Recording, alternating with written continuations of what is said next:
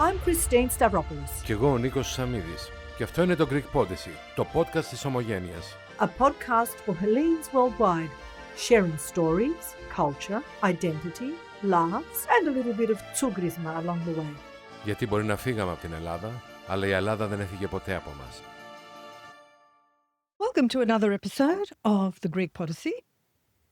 It's a special one today. We've got studio guests. Oh, in studio. Yes, you guys are very blessed. So you guys are millennials, right? Yes, older millennial. I think Gen X / millennials? No, I'm millennial. I think millennial cut-off's 1980. Is that right? 1982. So anyway, yeah, millennial. Somewhere around there. Definitely not Gen Z. All I know is I wish I was on the border. I don't want to be boomer. Are you boomer? Sorry, you are. Well, my kids always say, "Oh, your mum, you're such a boomer." In heart and soul, yeah. So let me introduce. Well, hello, Nico. Christine, thanks for inviting me Remembering here me. today. We have an episode today focusing on generational change and a generation as we move further down generations, mixed marriages, and how Hellenism or Greekness works into that scenario. We've got Jason Bardas, whose dad is full Greek, born in Greece. Yep. And your mum with a Scottish background. Scottish, half Irish. Oh, right. She's got it all happening there. Yeah. All the Celtic stuff. I love it. Ooh. And we have Stefan Mitchell, Hello. whose dad is Greek Yep, very great. and mum Australian. Yeah, from Cronulla. Very Australian. Very, very important. For people overseas watching us, because we've got quite a few listeners and viewers from the States, Cronulla is very Australian, and many, many years ago, it was the home of the Cronulla riots. Really put a foot on the map. That Put was a foot 20 on the years map. ago, actually. It was 20 years ago. Yeah. Yeah, so cultural clash there. So we'll start off with our generation. Well, Why are you putting me in the same generation? no, with you don't count because you grew up in Greece. So you didn't have that, growing up. Well, I'm the trouble because I was born here, grew up in Greece. Yeah, but you were So how I caught both ways. So with us, when we were at school, we were stuck in this, we don't want to be Greek. We want to fit in. We want to fit in with the blonde, blue-eyed kids. We want to have Vegemite sandwiches. We didn't want to stand out. We didn't want to really, show our Greekness. It actually showed in our unibrows and the extra hairy legs. I thought, yeah, she's Greek. We stood out whether we wanted to or not. And we had all those challenges with us, growing up with Greek parents, trying to fit into a different culture whilst living a different culture at home. And it was very clear cut. But, we won't go into because we've spoken about ours. It's about you today Mm-hmm. and what it was like to grow up in a house with two cultures. Are we starting with a trauma first? Yeah. Generational How long? trauma. Only 45 minutes. I don't know. Okay, This so is part one. what I'll do is I'll move on to when I had my kids. I then had discovered my Greekness by that stage. And I had two kids of two Greek parents growing up in Australia. And I didn't want them to lose that part of the culture, the Greek culture. So, when they were younger, it was same sort of thing, that all their friends, they went to a school where their demographics was very Australian. So, Jason, you know me from when my kids were young. Yep. How did you view them growing up? Hearing you say discovered my Greekism Greek. is the Greekness is the wildest thing I've ever heard. Because I thought the same thing. I feel like when you were born was the birth of Greece. What were you like before you discovered your Greekness? I know, like what? I can't even picture. So is it because rather than discover it, you embraced it? I embraced it. The more I looked into it and discovered, wow, look what my culture has, my heritage. It's got so many things that it's offered the world. Then I felt this burst of pride, which just continued to grow. And I think it's continued to grow the more I thought my kids would be moving away from it. I wanted it to be more prevalent to them. So I latched onto it even more. And I mean, I think a lot of us are in the exact same boat that you were in as well. And I think the same would go for your kids as well. Because growing up, my mum is who I would refer to as Aussie, even though she has Scottish and Irish background. She embraced the Greek heritage and still does. Learn how to speak Greek fluently, loves the music, still does Greek dancing now, like loves it. My parents, because they were proud of their culture and or my dad's heritage and culture, and my mum loved it, pushed it onto us as well when we were young. So growing up, it felt like a lot of the things that we were being pushed into was on occasions a chore, like Greek lessons. And like then things that we may have enjoyed about our culture, we wouldn't have shared with our friends at schools. For example, I did Greek dancing all through high school, but if someone said, "What did you do last night?" It wasn't Greek dancing. why? I don't know. It seemed like most, especially young men my age growing up in the Shire as well, weren't finishing school and then going dancing of any kind, let alone Greek dancing or anything like that. It wasn't something that I was like proud to celebrate at that time. Were you embarrassed? Well, yeah. I mean, yeah. I guess you would say I was embarrassed of doing that. Yeah.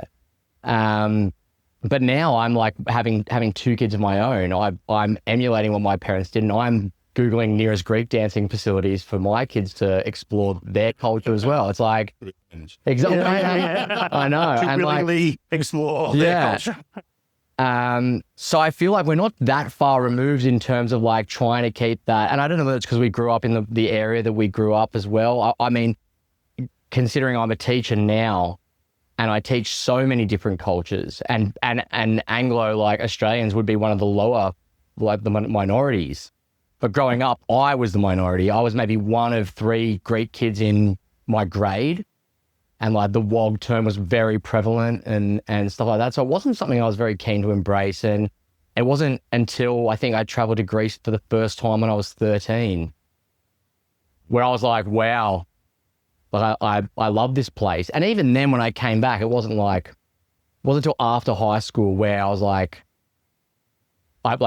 it's my favorite place in the world kind of thing. Greece is my favorite place in the world. And like, When was that defining moment when you thought it sort of tipped you over to the right side? I think in my head, I think I traveled over there in 2009 or something like that with my brother, just the two of us without my parents. And by that time, my brother had already gone by himself. He had spent a lot of time with my family. We were almost adults then. So our experience of the time there was a lot different, of the culture and of the country itself. So coming back from that trip, I think was a huge turning point, because I immediately booked my flights for the following year and went back by myself again. And then since then, the year doesn't feel complete without a trip over there. Obviously, it's not possible every year, but we try and make it happen all the time. And when someone's like, "Oh, where are you going to travel next?" It's like, It's always great. yeah, Greece and. yeah. Sometimes there'll be a tie on, yeah. So were your parents happy when you met a nice Greek girl and you married her? Yeah. I mean, it helps that my wife is lovely. But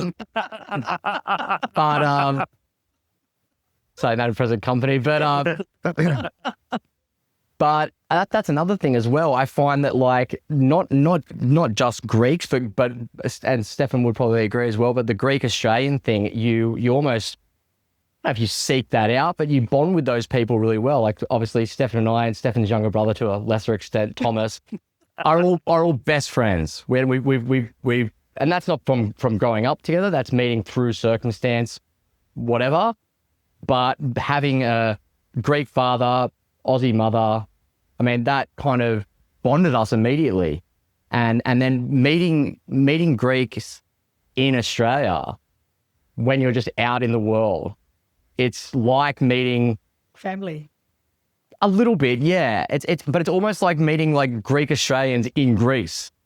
Like saying, "Where are you from?" in Sydney and stuff like that. It's like you immediately kind of form a connection with those people, and And so like obviously us growing up together, we I don't know if we seek each other out, but find each other and then hold on to those connections. Because there is something in common, right? You have like this shared sort of, you may not have a shared history or even have known each other for a very long time, but there is things that you can, say that will resonate with the other person. Like Jason talking about his how he grew up, his dad was Greek, his mum embraced all things in Greek culture. It's exactly the same. Like it's exactly what happened with me.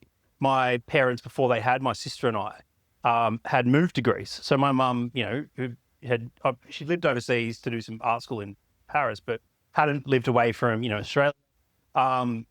Moved to Greece and embraced it, learned Greek, spoke Greek fluently, cooked Greek food, taught in a Greek school, like just, completely embodied Greek culture. And then when they came back, obviously, and had a family and we were growing up here, it really was this blend of the two cultures.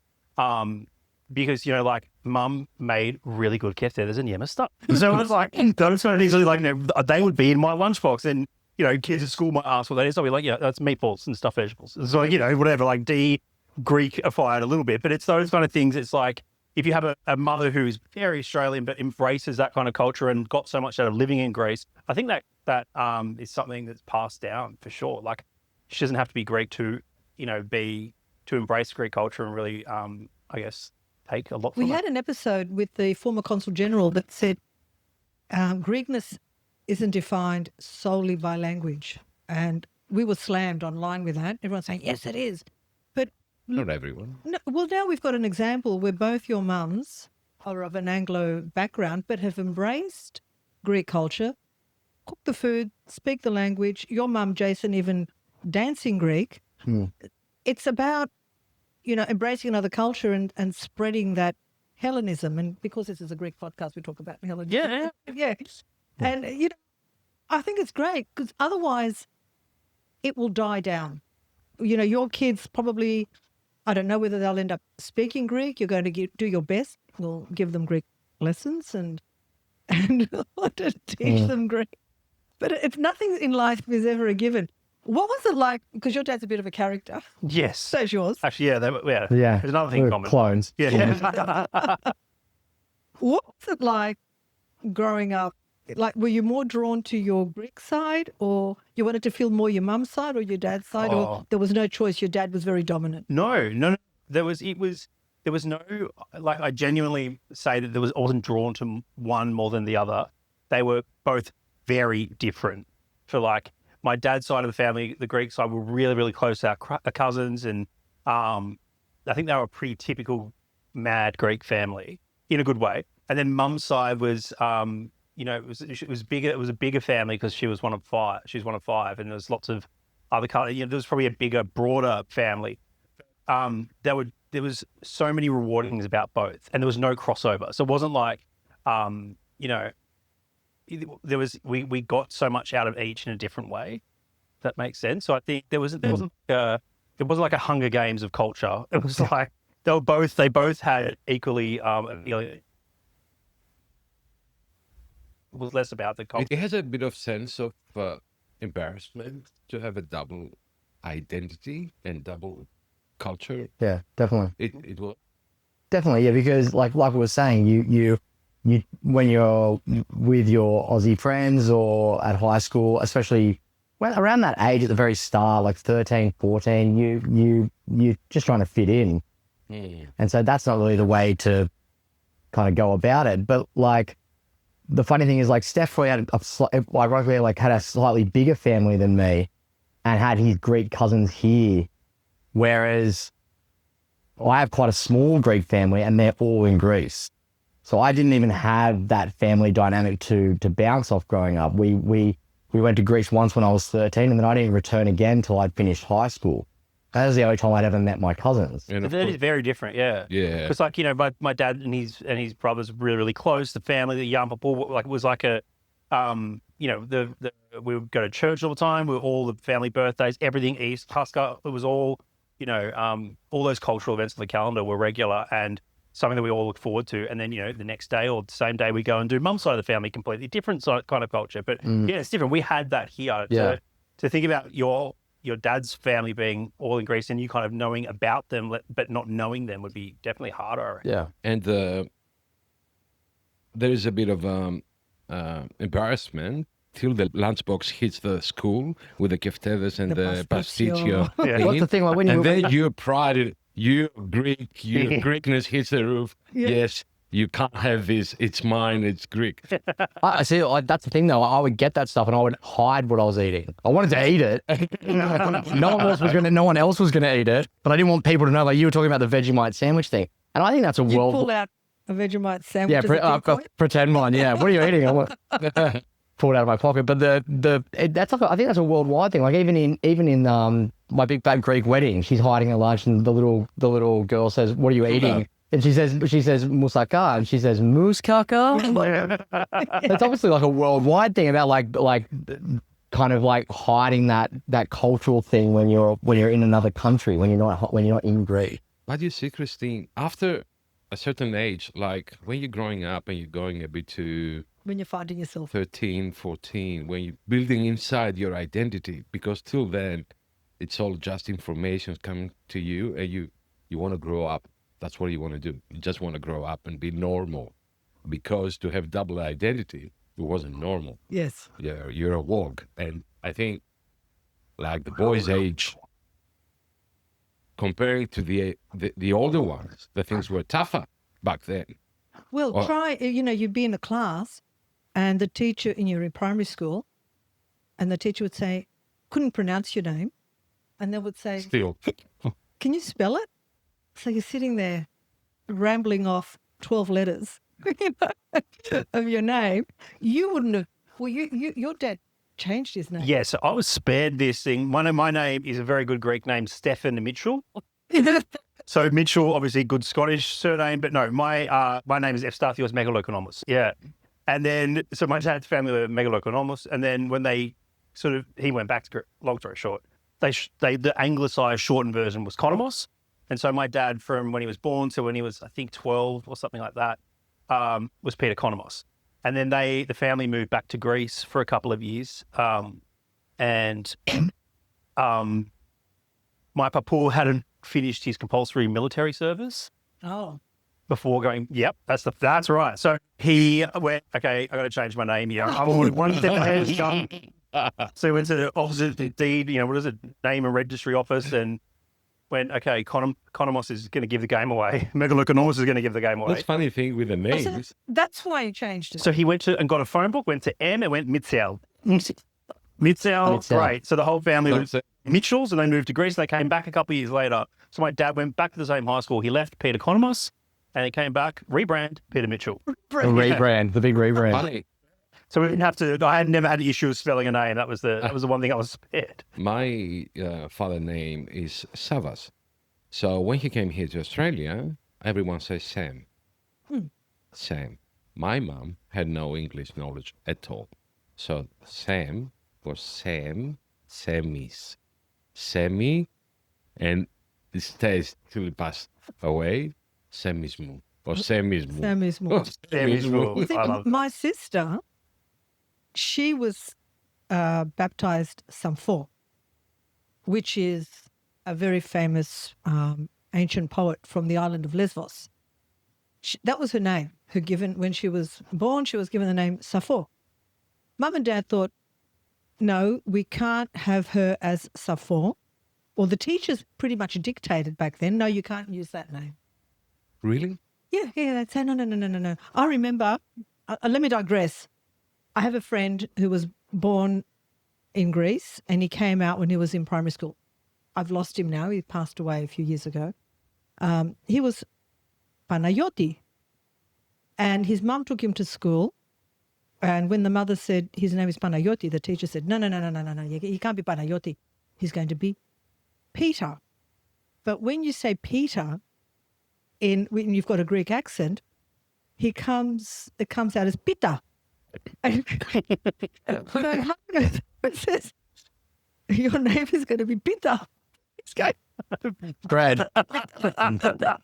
I went to my sister, Sappho. The teacher said, no, she can't be Sappho. Got to find another name. So then they picked Fifi. So, of course, when you're at school and you're called Fifi, you get called Fifi the poodle, Fifi this. Like, they did her no favours. If it was a nickname, Fifi. Well, that What was the name she was given when she was at school, you Fifi. serious? So then moving on to high school, she thought, nah, can't get teased being called Fifi. I'm now Fiona. So That's right. when you But now we all call her Boof anyway. So what if we just stuck with Fifi? Suffol's the best out of them anyway. It's like 7 letters, and like Panayoti I get maybe for my dad's Panayoti and Peter. Suffol. Sappho, yeah. But, back in... It's very unique. in Yeah, that it's you just wouldn't. So now when you look at her name on her papers, she's Sappho, Fifi, Fiona. Like, she's carried all those names and she's adopted them all. Gazebas. And that evolved from the school teacher saying, no, you can't call her Sappho at school. How are we going to say Sappho? And it evolved to Fiona. That could not happen today. Isn't that wild? Like, you're a teacher, Jason. Can you ever imagine going, I cannot be, you must read it? Never. And the only time I would ever get it is there were international kids. They would sometimes come and choose their own name, but never would we dictate their name. Yeah. Then they would say, it's got to be easy, and they would change your Greek name and give you the Anglo equivalent. So, so Peter Panayoti became Pita, and he was crying because he goes, Pita. Θα είμαι πίτα. Τι πίτα θα είμαι? Πανακοπιτά. Κρεατοπιτά. He really struggled. That's why actually I kept my son's original name. I didn't change it to Angela. I kept it Savas at school, and he was the only Savas at school. Who's Savas? Oh yeah, he's over there. There's only going to be one Savas, yeah. There's no one else. And now it's time for our legal segment with Natasha Karamihu. Please note, the content of this podcast is for general informational purposes only. It does not constitute legal, financial, or professional advice. The views expressed by the hosts and guests are their own and should not be relied upon for making decisions. Always consult a qualified professional for advice tailored to your situation. Good morning from Athens. I'm Natasha Karamihu, solicitor and legal advisor to the Greek Podyssey. Today, I will elaborate on a subject I dealt with recently, and I believe it presents a great interest to you all. Mistakes on the Greek registry certificates. So when you lodge a civil action like birth, marriage, or death, you set an appointment at the consulate and you present the foreign registry certificate with apostille, among other documents. If you already possess the Greek citizenship, meaning that you are already registered in the state archives in Greece, the consulate will issue the same certificate in Greek for you. In many cases, your details on the Greek certificate do not correspond to the details on your English one. I give you an example. In my birth certificate, my name is declared as Anastasia with one S, but if under specific circumstances I would like to issue a certificate in English, my name could be transferred as Anastasia with two S's. Another example could be that my surname, Karamihu, could be transferred as Karamihu written with C in front, not K, as a first capital letter. As a result, the two certificates I have in my hands do not match, and if, for instance, I would like to issue my new Greek identity card, I wouldn't be able to do it. What can we do in these cases? Under the Greek law, we can demand a registry certificate correction, in which case are we legit to ask for a correction. The application for correction may refer in particular to A. its compilation or reissuance due to the loss or destruction of the relevant record, B. the completion, change or deletion of an element or elements of its content if they do not correspond to the actual situation at the time of its compilation, or if any change has occurred subsequently which makes the correction necessary. Correction is possible in such cases regardless of whether the incorrect entry is due to a false statement by the persons concerned or to an error from the registrar side. Very important, the civil action must have been registered in the Registrar for Greeks of Diaspora in Athens, Department of the Ministry of Interior Affairs. Under which circumstances the correction of a civil status certificate is valid. For the application to be valid, the incorrect entry must be due to an act of omission, either by the registrar or by the person who made the statement of fact. Such errors, for instance, could be the incorrect entry of a parent's name on the birth certificate of a person. A fairly common case of requested correction let's say of a birth certificate, is that of a change or completion of one's first name. As has been held on many occasions, such a correction may not be due to an employee's error in the original declaration, but may be justified by an important reason relating to the constitutional right of the free development of personality. An important reason could be the change of name for the security of transactions, or where the existing name has created negative consequences for the individual. Which are the most common civil certificates upon which we request changes? The birth certificate that may include details of one parent only. The marriage certificate that may include wrong information regarding the spouse's surname after marriage. The death certificate because the date of death is not accurate. How do we change the civil certificates in Greece? Through a court order. This is necessary for serious corrections involving such details as place, time, date, or other essential facts. Secondly, by public prosecutor's authorization. Permitted for non-serious changes. Corrections of errors that do not concern the place, date, month, year, and time of birth, or errors of punctuation, grammatical and phonological rules may be made with the permission of the prosecutor's office. Then the registrar will proceed with the correction of the civil status certificate if the following supporting documents are presented to them, namely, a certified copy of the final court decision, a service report of the decision, and a certificate from the court secretariat regarding the non-existence of legal remedies issued 1 month after the service report. Modifications made due to changes in civil status in respective certificates, such as marriage or birth, must reflect the actual family situation, including new family forms. I'm certain that many of you, after following this podcast, will compare your foreign and Greek certificates to look for differences.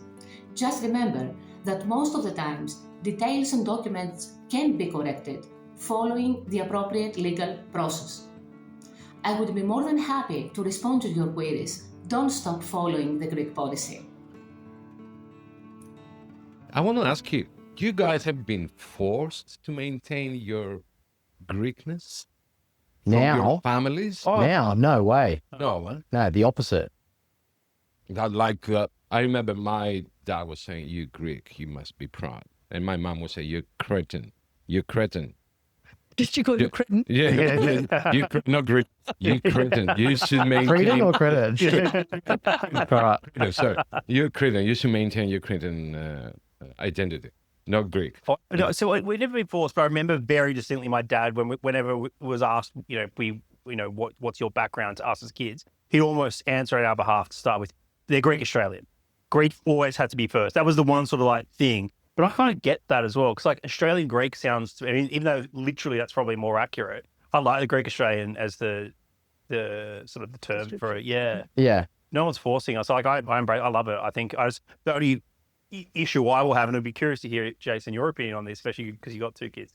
I wish my parents spoke Greek to us more, particularly my dad, when we were younger, with regularity, because we went to the Greek school. I think my understanding of Greek's better than I haven't spoken of, regularly for a long time. But that's the one thing I'm like, I wish we just 100%. And like I am jealous of Amanda because she was sent to school or preschool not knowing English.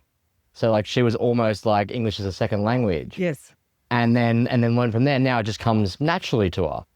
Whereas Stefan and I both did the Greek school thing. And when you're forced into it, I hated Greek school, hated it. And now, dumb me, sitting here every day doing Duolingo, trying to catch up on years of lessons that I could have actually paid attention in. And the annoying thing is, like, I go to Greece now, and my yaya and papu have passed away. They were the only ones that needed me to speak Greek. My whole family speaks English so well that there's no need. And I'm there for such a short amount of time that I'm learning the Greek language now for myself and to hopefully try and speak with my kids and read to them in Greek and stuff like that. But it's not really for me anymore.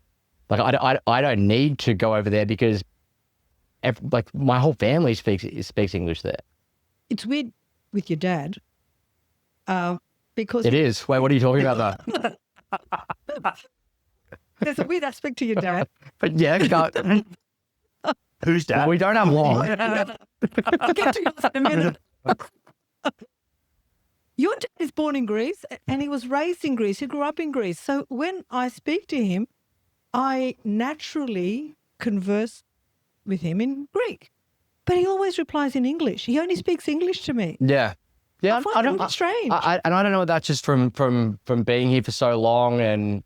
Well, he wasn't here longer than me.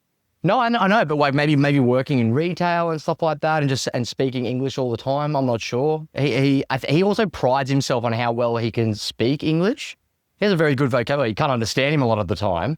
Most people like you can understand him, but a lot of my friends growing up would just laugh and smile. What was it like bringing your friends at home when you were growing up with your Greek dads? I mean, for me, for me, my dad would be, because he was a language teacher, and so he could speak a lot of languages, and he would probably not dial up the Greekness. It was more just his general, we'll call it unique energy was the thing that distracted them. So it wasn't like they were walking into like this, someone who's like, overtly Greek. It was just an overtly unique individual.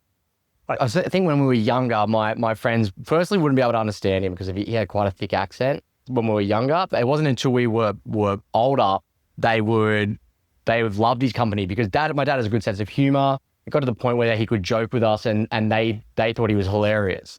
Like actually enjoyed conversing with him. But it wasn't until we were older and past that time where you actually like conversing with your friends' parents. Yeah, you get to that stage where it's nice to converse with when you're an adult and you're... Yeah, exactly. But when you're in high school, you just want to hang out with your friends. You don't want to sit there talking to you. I know that I used to like to hang around with my kids' friends. And then I know when it came to the point where they thought, okay, that's enough, Christine, just move along.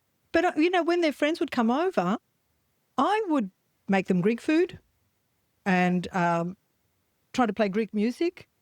I love that. Get them to embrace that. To have the full experience. Yeah. The experience. I know, coming to a Greek house. My dad didn't need the music and stuff. But he was undeniably Greek. The white singlet, the gold necklace, the hairy chest. It was like the socks with the sandals. Yeah, everything. The works. It's like we get it.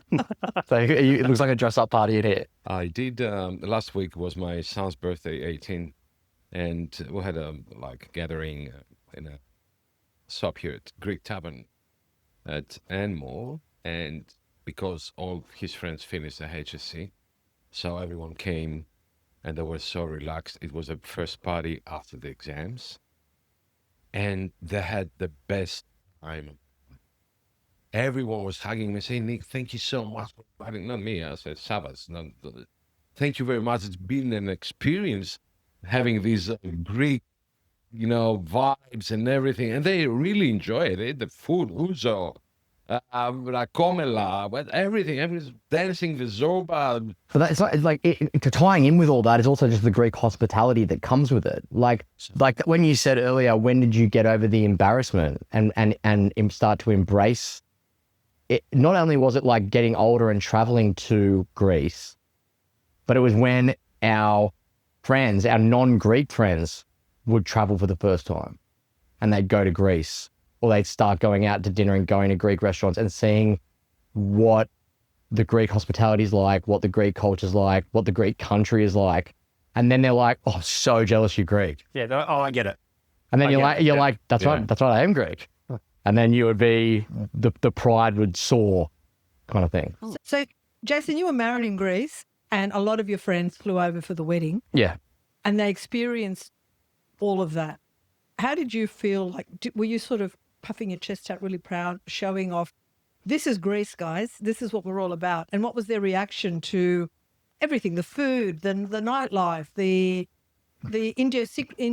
idiosyncrasies? I think by that stage, a lot of the people that had come to our wedding had already visited Greece. Doesn't mean that the pride wasn't there, but also like the fact that they were all there for my wedding. I had all my closest friends in the world. We also hit a real sweet spot between people being too young and not being able to afford it, and people starting their families. And we really got in the sweet spot where we had all our friends there, like great timing. So yeah, it was amazing. And like, I can't imagine celebrating like one of the best days of my life anywhere else. And that was in Sirius, eh? No, that was in Paris. Paris. Paris. Okay. And just before you got into Paros before it blew up as well and became like the Mykonos. yeah. We did go to Mykonos after the wedding. Yeah, though, we had to make sure everything was okay there. I think that was such a great one. Like, yeah, you hit it on the head. Not only was it a good time in our like lives and the lives of our friends, but it was just such a good experience. Like the whole thing, and it showed Greece. It showed the best of Greece, I think. Yeah. And then Mandy arriving to the ceremony on a donkey, like 10 out of 10. Coming up next, the segment with Helco Consulting and Lucas Theodoro, tips and solutions for all your investments and business needs in Greece. Hi, and welcome back to another episode of the Greek Podyssey, where we'll be talking all things business in Greece. So we've been touching over the employment sector in the last few weeks, touching on areas like visas and schemes like the work and holiday visa, the digital nomad visa. But most importantly, you might say, okay, well, I'm not a business owner, I don't work remotely, I don't want to come for a year, I want to come for a bit longer. What about just finding a normal job and getting sponsored? What does sponsorship look like here? Now, sponsorship is much easier than your Western countries like the UK or Australia or Canada. It is a much easier process to get a job and find sponsorship because the entry fees and the visa fees are much, much lower in Greece. And you'd be surprised as to finding a job and getting that validation for a working visa. There are just normal working visas that come in the form of residence permits for work purposes that are renewed on a 2 and 3 year basis depending on your sector. That you can come into the job market, have a job lined up and come and start working. It is a lot easier now to find work in Greece, and especially as a non-Greek or a Greek of the diaspora coming from the US or Canada or in an English-speaking country, to find work as a native English speaker. We are finding that more and more companies, like whether it's the big 4 consulting firms or real estate companies or developers or retail, any sector you can think of, hospitality, tourism, people do admire here native English speakers, and especially international companies that have branches in Greece. We are starting to see more and more through our clients and through working with these companies, as we often do find them staff from abroad, that they are looking for international markets, international knowledge and mindset, and an international perspective from their employees. And that means that they do acknowledge the training, the skills, the insight that someone from another country has, so that their business and their branch of the multinational in Greece can be competitive on a global market. So there is no better time than to start to look at sectors in Greece like hospitality, tourism, the shipping industry, jobs like marketing, sales, business development. All these sectors that we have in our home countries are very much growing and thriving here. And you can find very well paid work, especially with international experience. It is starting to become a lot more recognized and common in Greece to be getting well above industry standard salaries for your experience. And especially with your professionalism and your work history, you can do very well and you can easily line up work in Greece to have ready for a visa like a residence permit for work purposes. And our team is here on the ground to help you and assist you with the legal side of the visa, the accounting side of the visa, and obviously the tax and bank account setup. It is the perfect opportunity, so do not skip thinking about Greece for your next career move.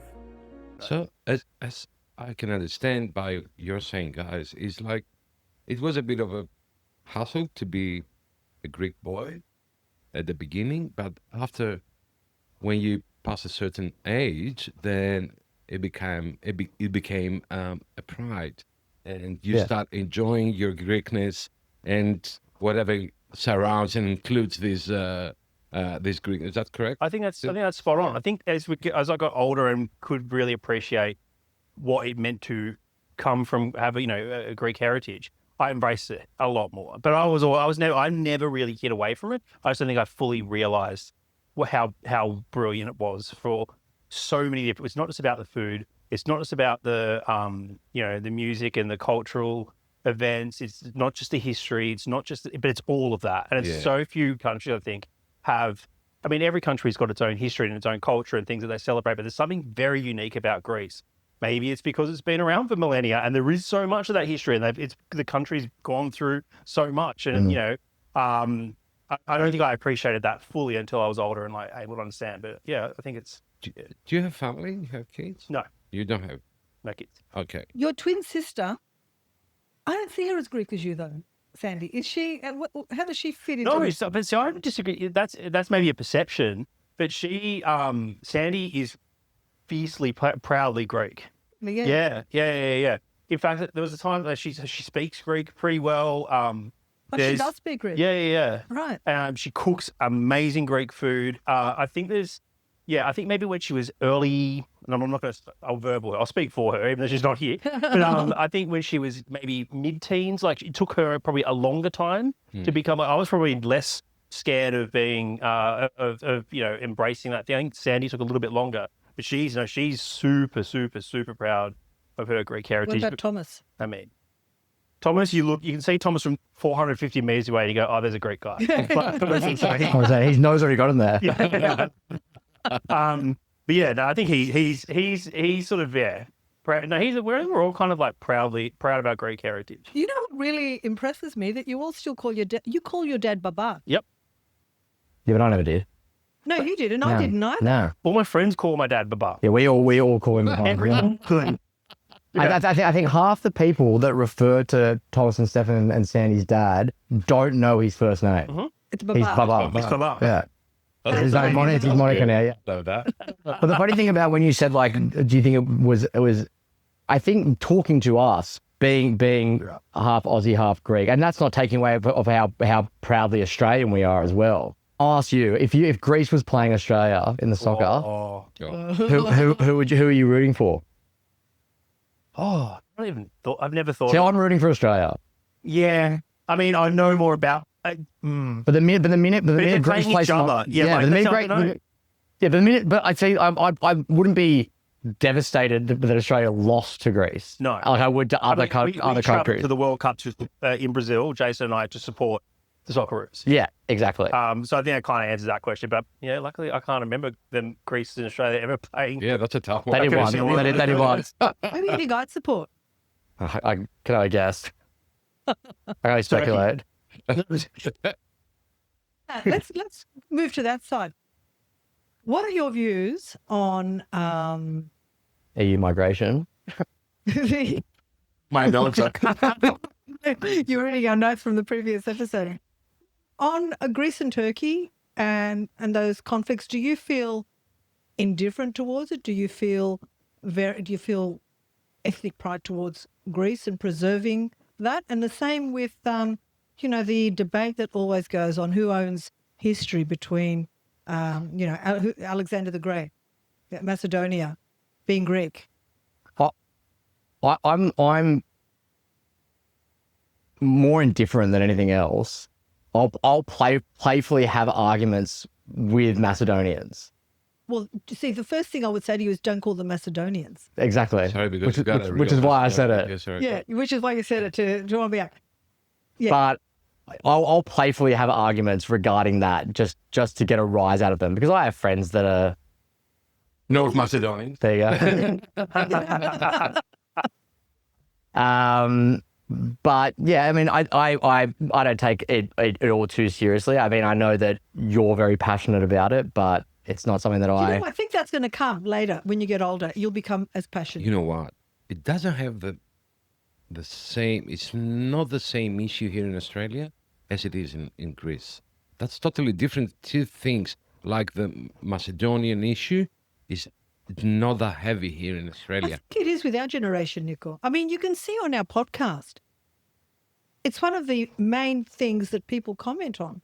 We get slammed. When we talk about Greek history, they all jump on. Yeah, but you see the names. It's Petrovic, Vinicius, Perisic, And they say you don't that have everyone's history. it's like guided. They say you don't have history. I go, well, who was Homer? Who was Pericles? Who was Aristotle? That's a strange accusation to say that Greeks No, don't they have. say your history is made up. They see Greece, Hellas, as being formed in 1821, which it was after the revolution, after the occupation. But that doesn't wipe away. They can't connect the Hellenic state as it was before with the Greek state, the Greek nation now. So they say that's two different things. Yeah, that's Because Greeks were only the Athenians and blah blah this and that. All separate states. Regardless, everyone speaks Greeks, and so that's the new agenda they're using now. New the last 40 years. So that's what they've been taught at school. So That's interesting. I didn't realize that. I mean, I think in terms of the Greek-Turkey relations, I think that is an issue that is definitely more prevalent to my father's generation. Like, I know his feelings are stronger on it than mine. I understand, the history and the importance of, what happened. But I think that is definitely something that is, in my world, resonates, evokes a stronger reaction from like my father's generation. But I think the Greek, it's almost like semantic war over what is Greece versus, Hellas versus whatever, and where is the history. I think I don't buy into that at all. I think Yeah. So being Greek to you is about the food, the music, the culture, but you're not that into researching the history. I love the No, history. I love the history as well, but I don't see any point in me loving the history of Greece. I don't see any point in getting upset over things like that. That's why I find it. I'm like saying I'm indifferent towards it. Yeah. I mean, we don't get upset about it. And to be honest, Don't we? Look, I traveled to Turkey and I didn't know what to expect. I had preconceived ideas of what I thought I would see, and they were smashed when I got there. I found Turkish people to really be embracing of Greece. And then I realized, no, it's the governments. It's not the people. Well, that's the thing. I've also been to Turkey and I loved it. Like loved Istanbul, loved like all on the coast, like along Fethiye and stuff. And that's the thing. It's like it's not the general people. And in fact, but you like the people online, like and look, if it's the people on Facebook of your generation that are arguing each other online, it's all people that just feel exactly the same way that you feel about Greece, that they feel about their culture. Yeah, exactly. And so it's just a bunch of boomers arguing with each other. I'll agree with that. I was waiting. Little echo chamber. I was waiting for the boomer thing to come out, and you didn't disappoint. Yeah, good. So, what you guys doing to preserve your Greek identity and how you pass it on to your friends, to your family? Because that's another thing, that we don't only have to be Greek, but we have to preserve our. I mean, with my kids, the same way that Christine does. I mean, like we'll play Greek music, we cook Greek food. I have my mother-in-law coming over probably too often, and like cooking Greek food, delicious Greek food, mind you, but constantly. Yeah. And like she speaks Greek around them. Like my wife's extended family all make an effort to speak Greek around the kids as well. Like we have Greek books at home, so there's that. And like when we have friends over to our house, it's the same kind of thing. Like we as hosts, we try to emulate that Greek hospitality. We're again playing Greek music, serving Greek food. I mean, most times that people come over, it's definitely going to be like souvlakia with a dakos and stuff. Like that's people can assume they're going to get that when they come over. Yeah, they're expecting that. Yeah, pretty much. I think nowadays, yeah. I think it's similar. Like with my friends, I remember when I was like 18, 19, going to university, I went, there was friends from different backgrounds and different like socioeconomic backgrounds from where I grew up. And I, like pretty early on, was like, there's this great place. We're all spending a lot of time in Newtown. Like, let's go to Sticky Taverna. It's an amazing Greek restaurant around there. You'll love it. It'll be a great time. I think it was the first time a lot of them had gone to a Greek restaurant, and they loved it. So it's kind of like you were talking about before with your sons. It was sticky I was talking about. Yeah. So it's like that kind of it's like cultural like promotion, but you know, in the subtle kind of way. It's like come, you'll love this. The food will be good, you'll enjoy it. And then, you know, And they all dance. they all dance, tables cleared. Then I'm pretty sure it was the last place you could smoke inside a restaurant in Australia. Yeah. and that's about 5 years ago. the soft promoting isn't even needed anymore because I've got people asking me all the time, like, what's the best Greek restaurant to go to? How do you rate this one? And I'm like the guide to what's the best Greek restaurants in Sydney because I've obviously hit them up so many times. Yes. Culture ambassador. Exactly. The millennial That's right. generation. Yeah. Well, now that you're on the Greek Podyssey, you're there. You're sort of... I'm there. Greek I'm there now. I want to hear more about your thoughts on the don't. No, okay. So, Say. I think your thoughts on Turkey a bit. I bet you do. Indifferent. Yeah. Next. What's your favourite lasting legacy of the Ottoman Empire? You start. You know the cut-off between boomer and a millennial. Yeah. What do you reckon? Okay, so Gen Z, what are they going to see? I'd be so curious. Your kids, Jay, are they Gen Z? Gen Alpha? Gen Alpha, Gen I Alpha, think, yeah. Is that a thing? That's a thing. Well, this is a great letter. Your son's Gen Z, right? Yes. So Yeah. Because the next one's Gen next Alpha. one. They've even started on the Greek alphabet now. So it's all happening. yeah. So I'm curious to see, like, what will that mean to Generation Z, the next two generations? What is Greek culture and legacy like? How does it distill down? How is it going to look? Yeah.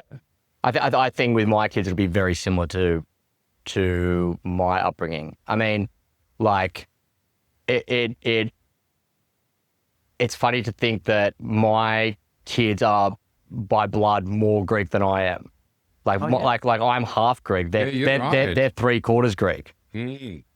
So my nephews are the only ones that are the same as me. They're half Greek and I'm half Greek. So I've got two nephews, Cosmo and Basil. And children are more Greek than you are. My children are more Greek than me by blood, yeah. But the thing is, like, because I married a Greek on both sides, it's almost like the Greekness is as prevalent as it was for me growing up, if not more so.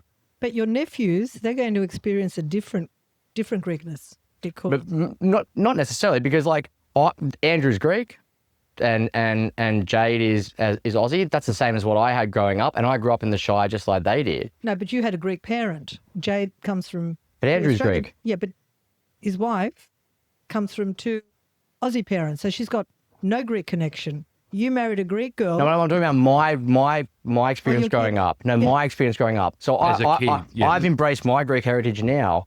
I'm saying that they probably will as well because they're coming from the exact same experience I had. Greek dad, Aussie mum, growing up in the Shire. It's the exact same thing. Yeah. And earlier when you were saying like was it harder for us and then it got easier as we got older, I think that was because of our circumstance though. Like growing up in the Shire, there was so few of us. Whereas like I went to kindergarten at a Greek school and then my parents moved me to a school in the Shire.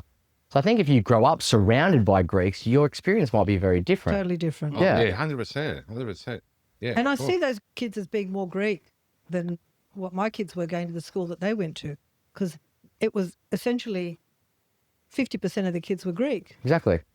Yeah. You, Christine, do you maintain your Greekness as a Greek mother-in-law? Well, That's a good question, eh? Absolutely. Up to what level? The Be careful level. what you're going to say. You must be very careful what you're going to say. To the nth degree. Maybe sometimes you over... I am opinionated. I have a key to the door. I let myself in. You have your own key? Yes. Oh, my God. I go straight to the kitchen. Even when the locks are changed from what I hear. Somehow this master key, someone's learned to pick locks. I assert my Greekness to the point where, I don't know, to what point? There is no There is no limit. That's why what I'm asking, because a Greek mother-in-law is sometimes overreacting. It's like that's the pethera.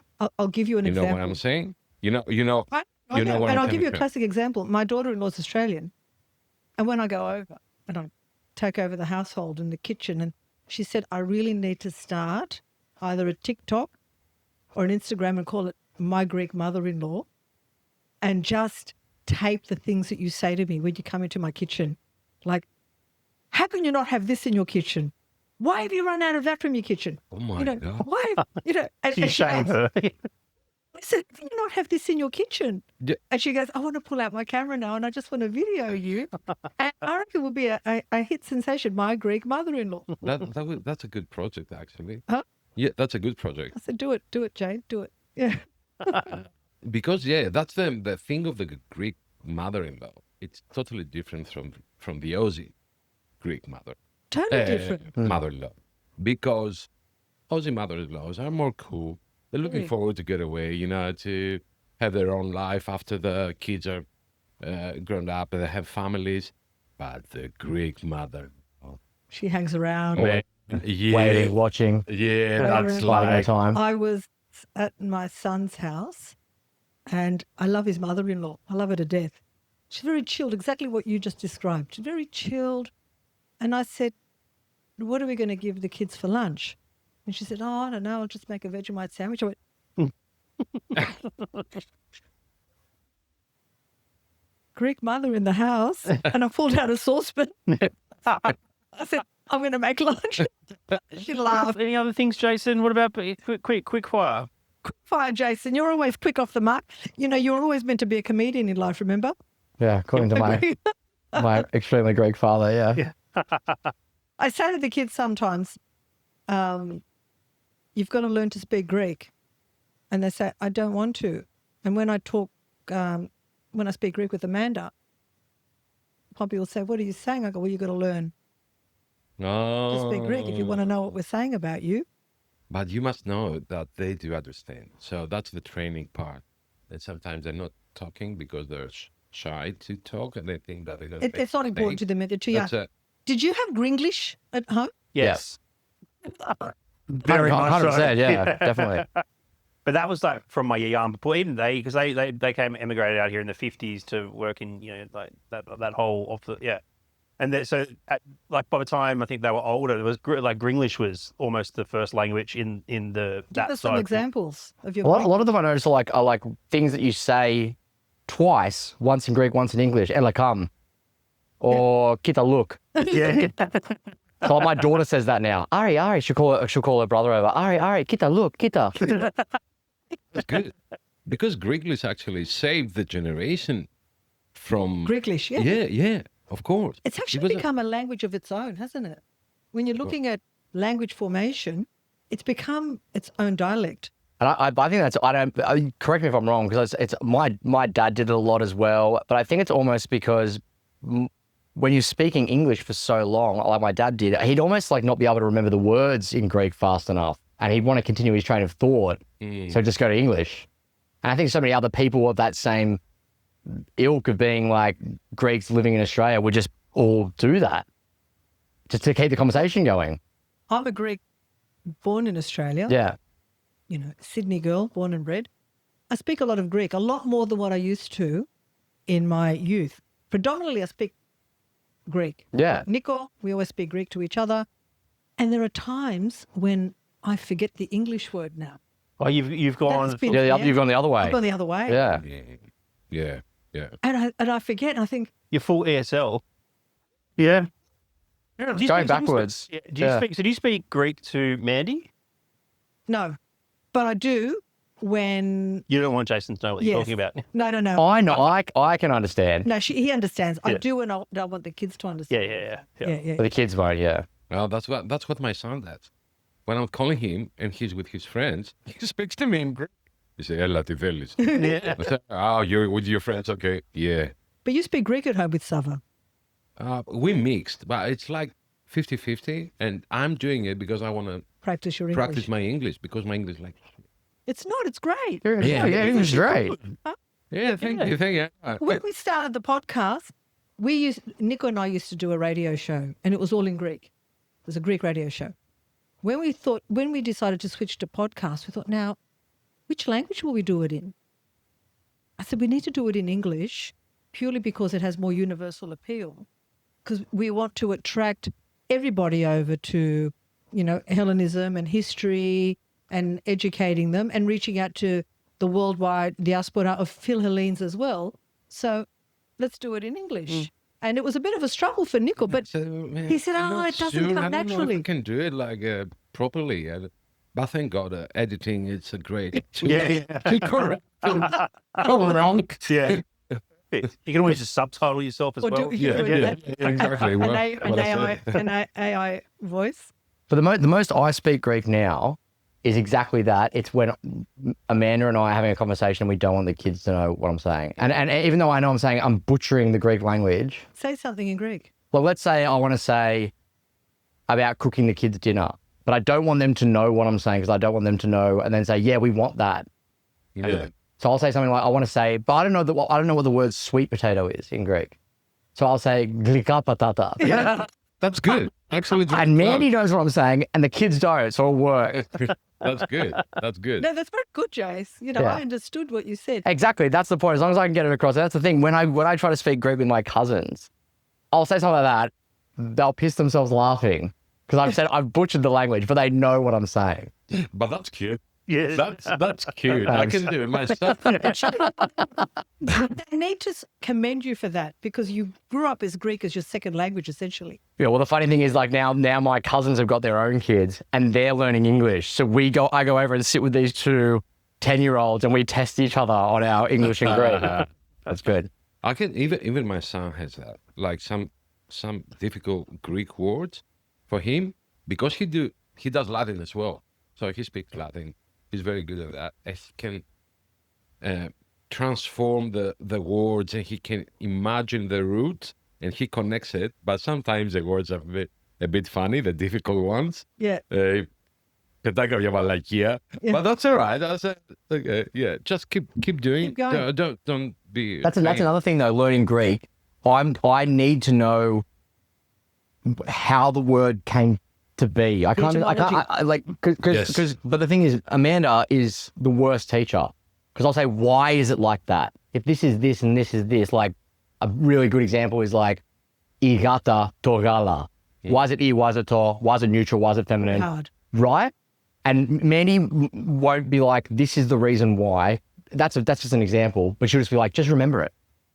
That's the way it is. Just remember it, which makes so much sense because I should just remember it. Yeah. And that's the way it is. But I ask those things of Nico as well, because with my Greek, which I consider to be quite proficient, I still have those questions. So I'm messaging Nick and I said, when is it ti, to? Or why is it masculine? Why is it feminine? How do you decide to say, or, why is it takithira or ikriti or... Yeah, so the islands are a really interesting one, how most of them are feminine. And there's only like maybe 2 or 3 islands that are masculine or something like that. That's crazy. Yeah, what determines that? Yeah, exactly. I want to know that too. And there's no reason really. And that's why in the season 3 we're gonna have a friend from New York who's gonna teach us a few Greek on the season 3. We're gonna have a few small segments with why we're doing that and helping Greek Americans, Greek Australians to.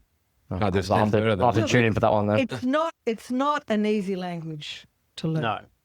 But if you're able to communicate and say yes, that's actually what it is. He's a teacher. He knows how to do the connection.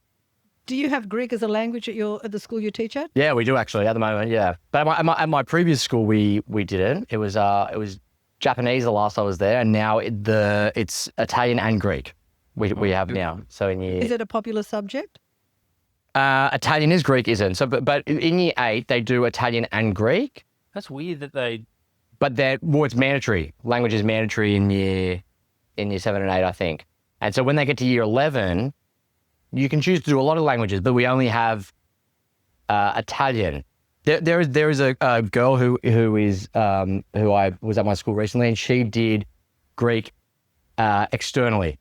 See, why wouldn't schools give that as an option? And why Italian over Greek? There's not enough staff. There's not enough staff that teach it. Is it a staffing issue or a demand issue? I had a bunch of students that did Korean, Greek, Vietnamese, Chinese, and there's beginners, continuers, extension. But they do it externally via either Saturday school or distance education. And that counts You know the useless language we were taught in high school? What? It was mandatory? Indonesian. You've been Yeah. taught Indonesian. Indonesian. You've been taught. We You been to Bali? Indonesian. How was Indonesian? Did you want to? But I mean, I'm still gonna be at the end of the nothing, day, Only because it's the most populous neighbour we have. but that makes more sense than learning Greek. Well, it's not a foundation language. But why does it need to be a foundation language? Like, if anything, anyone that they should be using now is Spanish and Mandarin worldwide, for worldwide Well, use. firstly, if you want to study medicine or science, Greek is what's going to help you, not Indonesian. There's a lot of people that have become doctors without learning Greek. I understand that. Do But you? why Indonesian? Who do you come across in the world? You come across people who think, yeah, I speak Greek. I say, who speaks Indonesian? Indonesians. Come on, mate. But that's the thing. It seems like I hear what you're saying, but I get the rationale of they're going Yeah. to a really big place. It's just there. It's 3 hours from Perth. But yeah, I think Mandarin or Spanish that's used more across the world. Well, Spanish you can go to Spain and then anywhere in South America. Yeah. Mexico, Central America. Central America, yeah. South. And then I think if you have a fundamental understanding of any of those Latin-based languages, and I think there is parts of Greek that does Overlap. yeah. Yeah. But I think if you've got an understanding of a Latin-based language, you're a step ahead of most people. Yeah. Oh, thank God, no many people speak Greek. Otherwise, we can't chit chat. Gossip. That's the thing. Because my wife's favorite thing to do is speak English loudly and then wait for Greek people to have conversations around her. Why? So then she can listen to their conversation. She baits them in. Yeah, she baits them in. Because she'll sit down there and then she'll be like, they're talking about us.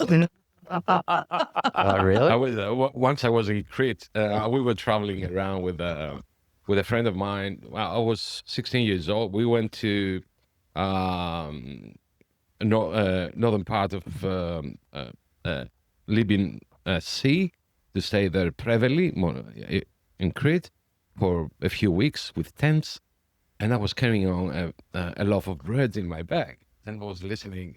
It was an old lady, grandma behind me, a Cretan lady, Κοίτα τον με το ψωμί μέσα στην τσάντα. Αυτό μέχρι να φτάσει θα μου κλιάσει. And I was listening. It was fun. You know what he just said?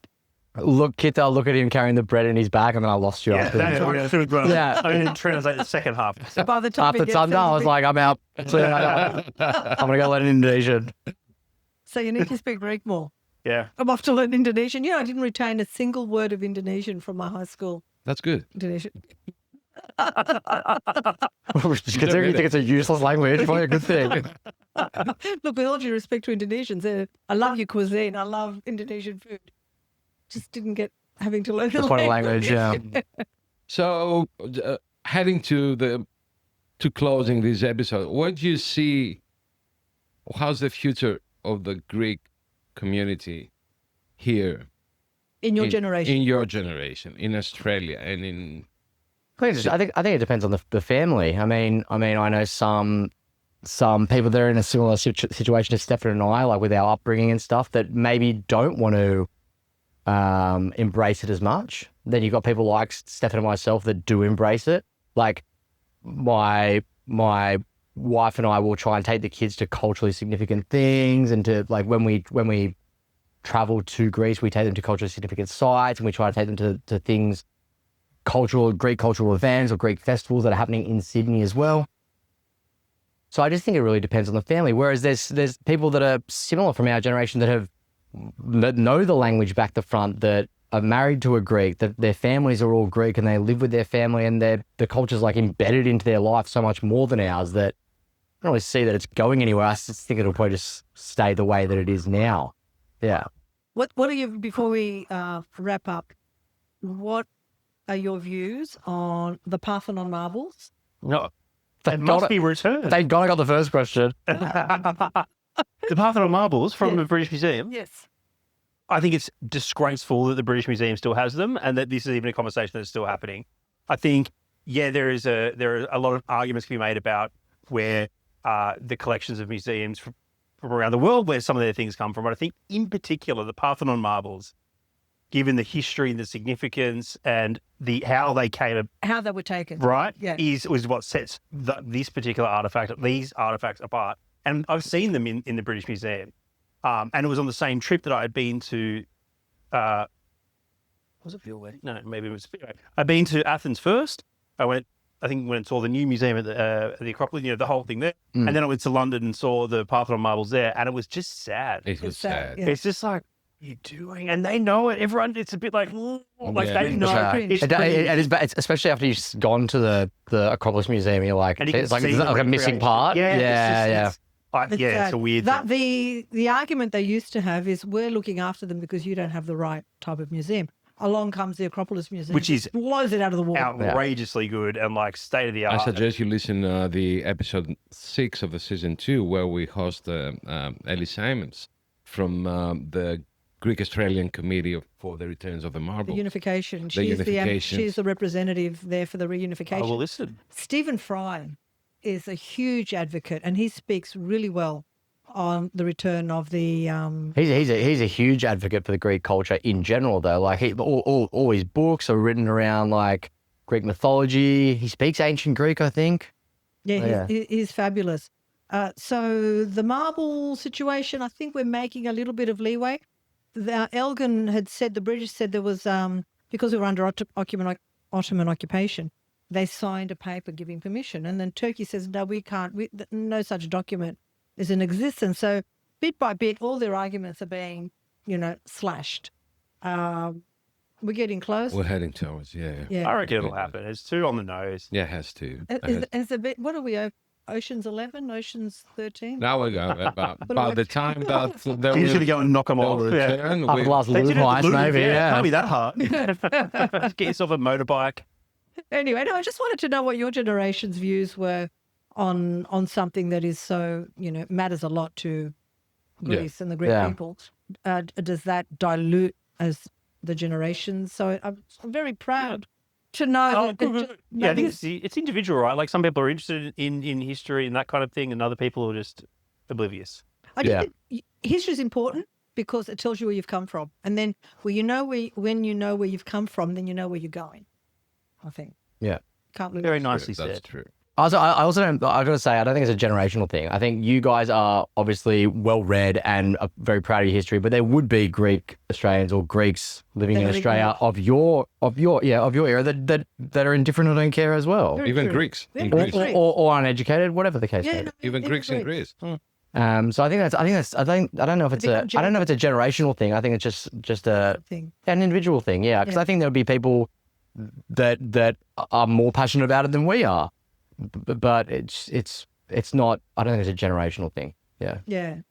Anyway, I think I thought it was because as it sort of moves along, can be wrong. it doesn't matter.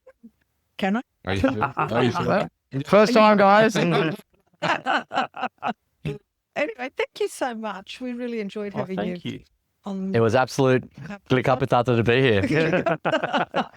Thank you. It was lovely. Do you have any takeaways? Anything you want to add or? I need to go and brush up on my history of the Ottoman occupation. I feel like that's Really, the lights felt hot on for that one. Do you feel like you want to come back and we'll do an episode in Greek?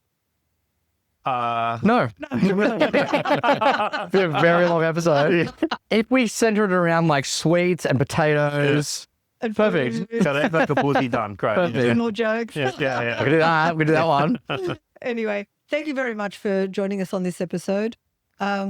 Please like and follow us and subscribe on our YouTube channel. We've got our Instagram, Spotify, Apple, or we're everywhere. You can find us everywhere. Thank you to our wonderful sponsors. Please don't miss the episodes of Natasha Karamichou, our legal correspondent, and Lucas, our business development person that will help you with all your investment opportunities in Greece. They're getting great traction, and we're happy to help. Any questions, please put them in the comments and we'll pass them on to Natasha and Lucas. Thank you very much and join us next time. I want to say thank you very much for coming here Thank today. you, Stefan. Stephen, thank you, Jason. Say hi to your mother-in-law. I'll try my best, man. I mean, it's pretty easy. She'll probably be back over tonight as well. So She's moved in, right?